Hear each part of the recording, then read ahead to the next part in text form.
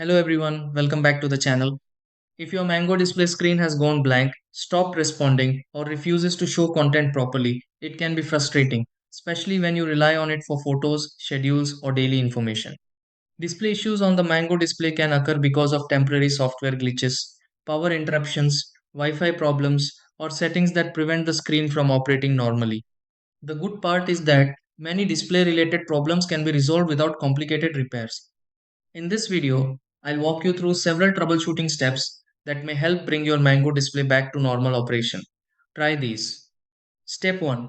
Confirm that the Mango display is receiving power and that the power adapter is firmly connected. Step 2. Disconnect the Mango display from power for a few minutes to perform a complete reset. Step 3. Verify that the Mango display is connected to a stable Wi Fi network if internet access is required. Step 4. Inspect the brightness and screen settings on the Mango display to ensure they haven't been changed accidentally. Step 5. Restart the Mango display and allow it enough time to fully load. Step 6. Check whether the Mango display screen is functioning normally and displaying content correctly.